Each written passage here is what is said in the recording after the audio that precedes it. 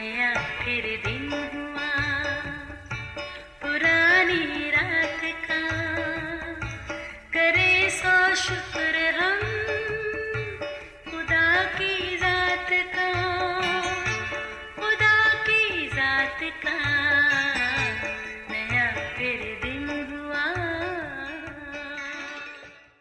आज की आयत। यशवा ने कहा, अब रही मेरी और मेरे घराने की बात, तो हम तो खुदावंद की प्रस्तश करेंगे। यशवा 24 पाक 15वीं आयत। अजीज़ों, मेरी एक कज़न एक दिन अपनी दोस्त को मिलने उसके घर गई। वापसी पर खासी परेशान लौटी। मैंने पूछा, क्यों, खैर तो है? बोली, यार खैर कैसी, अजीब मियाँ बीवी हैं, क्या बताऊँ, घर का माहौल ऐसा बोझल, मेरा तो मन ही नहीं लगा। मैंने तो बस वहाँ से भागने की। ओहो, समझ गई, कोई झगड़ा हुआ होगा। फिक्र की बात नहीं, मियाँ बीवी का रिश्ता ही ऐसा है, राज़ी हो जाएंगे। वो कज़न बड़ी बेदिली से बोली, हैरत है, एक छत तले रहते हैं, एक कमरे में उठते बैठते हैं, मगर एक दूसरे से बात फ़ोन के मैसेज पर। कई हफ्ते हो चले, बातचीत का सिलसिला ही नहीं। शोहर को भूख लगी तो मैसेज किया, खाना बना दो। बीवी ने खाना बनाकर मेज़ पर रखा। मैसेज किया, खाना मेज़ पर पड़ा है, खाना हो तो खा लेना। ज़रा सोचे ना, ये कैसी ख़ानदानी ज़िंदगी है। हाँ, है तो परेशानी वाली बात। अजीज़ों, याद रहे, ये फ़र्ज़ी नहीं, सच्ची बात है। ये एक नहीं, कई घरों की कहानी है। आज बहुत से घरों में इसी तरह का मायूस कुन माहौल है। दिल दिमाग इंतशार का शिकार, सुकून और अमन नाम की कोई चीज़ नहीं।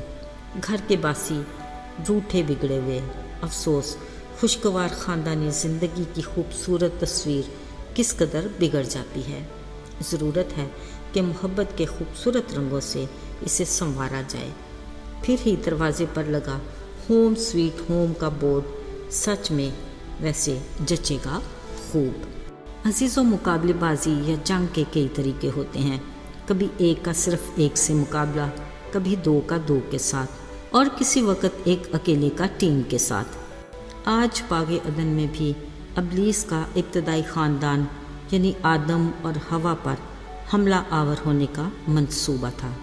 खुशगवार ज़िंदगी गुजारने वाले इस घराने का सुकून असली दुश्मन इब्लीस को एक आँख न भाता, और फिर खालिक के खुदा से रफ़ाकत तो उसे किसी भी पल गवारा न थी। चुनाचे उसने शक का तीर हवा पर चलाया और कहा, देखो, असल में खुदा चाहता ही नहीं कि तुम उसकी मानद नेक बात के जानने वाले बनो। हवा पर शक का तीर निशाने पर लगा। बोली, अच्छा ये बात है। साथ ही इब्लीस ने लालच का तुरकश चलाया। हवा ने फ़ौरन उस फल की तरफ देखा जो उसकी आंखों को खुशनुमा लगा। इब्लीस ने चालाकी से पूछा, क्या तुम बाग के सारे दरख्तों का फल खाते हो? हवा ने कहा, हाँ, मगर एक दरख्त का फल मना है। खुदा का कहना है कि जिस दिन तुमने उसे खाया तुम मरोगे। अब इब्लीस कुछ और भी अलर्ट हुआ। ऐसा कुछ नहीं, वो जानता है कि जिस दिन तुम उस फल में से खाओगे तुम्हारी आंखें खुल जाएंगी और तुम उसकी मान बन जाओगे। एन इसी मौका पर उसने नाफरमानी का एक और तीर फेंका।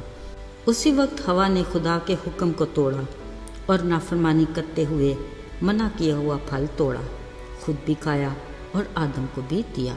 अजीज़ों, अब इब्लीस का अगला वार ये था कि खुदा की इनसे रफ़ाकत टूट जाए।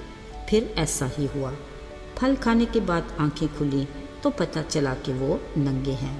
अजीज़ों, खाली खुदा ने तो उन्हें अब्दियत तक हमेशा की ज़िंदगी जीने के लिए बनाया था, मगर वो अब रूहानी मौत मर चुके थे। इसी हालत में उनकी पाक खुदा से रफ़ाकत नामुमकिन थी, सो उन्होंने खुद को छुपाया और यूं खुदा की रफ़ाकत से महरूम रह गए। मेरे अजीज़ों, गुनाह करने वालों की अब अदालत तो लगेगी ना। फिर जैसे ही वो मुझसे खुदा के हजूर में पेश हुए, इब्लीस का एक और वार, एक दूसरे पर इल्ज़ाम तराशी के सिलसिले शुरू हुए। आदम ने हवा पर इल्ज़ाम लगाया, हवा ने इब्लीस को मुद्दे इल्ज़ाम ठहरा कर इल्ज़ाम लगाया। यूं मियाँ बीवी में एक जंग शुरू होगी जो यकीनन काफ़ी देर तक जारी रही होगी। नतीजे में सज़ा सुनाई गई। आदम को कहा, तू मेहनत मुशक्क़त करके खून पसीने की कमाई खाएगा। बीवी को ख़ानदान की बढ़ोतरी पर दर्द के साथ औलाद पैदा करने की सज़ा मिली और इस सारी कार्रवाई के मेन किरदार इब्लीस को पेट के बल ज़मीन पर चलने और मट्टी चाटने की सज़ा मिली। फिर एक वादे और बड़ी उम्मीद की आस के साथ उन्हें बागे अदन से निकाल दिया गया। यूं अपने असली दुश्मन इब्लीस के बायस ये छोटा सा घराना शदीद बदहाली का शिकार हुआ। यकीनन बागे अदन जैसे ऐश व आराम की ज़िंदगी छूट जाने पर इनके आपस के मिजाज में भी खासी तलखी आई होगी और उनके घर के हालात और माहौल में भी खासा इंतशार पैदा हुआ होगा। अजीज़ों, ये फर्जी नहीं, सच्ची बात है। ये इस एक घर की नहीं, कई घरों की कहानी है। आज भी यही अज़ली इब्लीस अपनी पूरी कुव्वत के साथ इन्हीं वारों से घरानों में झगड़े और इंतशार का बायस है। शकूक और शबात की बदौलत कई घरानों में झगड़े जन्म लेते हैं। मियाँ बीवी का एक दूसरे पर एतबार नहीं, औलाद और वालिदैन एक दूसरे की मोहब्बत में शकूक को ले आते हैं जो किसी भी सूरत मुमकिन नहीं। मगर ये इब्लीस की ऐसी चालें हैं जो कई घरानों में बेसुकूनी का बायस बनती हैं और रिश्तों को कमज़ोर करती हैं, जिससे नाफरमानी और हुक्म न मानने की मनफी सोच सर उठाती है। मियाँ बीवी एक दूसरे की बात नहीं मानते, बच्चे अपने वालिदैन की नाफरमानी करते हैं, एक दूसरे की ताबे फरमानी कबूल नहीं, ना बीवी को खाविंद की, ना बच्चों को वालिदैन की। सच तो ये है कि हुक्म ना मानना रिश्तों में मोहब्बत के एहसास को ज़ायल करता है, जिसके बायस एक घराने में जुड़े रिश्ते टूट कर बिखर जाते हैं, बिल्कुल उस माला की तरह जिसका धागा टूट जाए तो मोती बिखर जाते हैं और फिर हाथ नहीं आते। अब ज़रा सोचें, जब आपस की रफ़ाकत नहीं तो फिर बतौर ख़ानदानी इबादत खुदा से रफ़ाकत कैसी? जब ख़ानदानी रफ़ाकत नापेद है तो अजीज़ों कलीसियाई रफ़ाकत तो फिर दूर की बात है। ज़रा सोचें कैसा अच्छा मंजर होता वो जो एक घराना एक दूसरे के हमरा बाइबल हाथ में थामे गिरजा घर की तरफ रवा दवा हों। ऐसा तब मुमकिन है जब हम अपने घराने की बेसुकूनी का इल्ज़ाम एक दूसरे पर ना लगाएं, बल्कि साफ दिली से और डट कर यीशु के नाम में इब्लीस का मुकाबला करें और उसको मार भगाएं, क्योंकि उसी के कादर नाम से हम फतह हासिल कर सकते हैं। आइए दुआ करें। आए खुदा, तू हमारा बाप है जो हमारा ख्याल रखता है।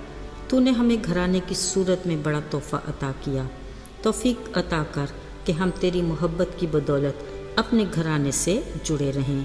हमें बरकत दे और अपने में महफूज रख। यीशु के मुबारक और प्यारे नाम में आमीन।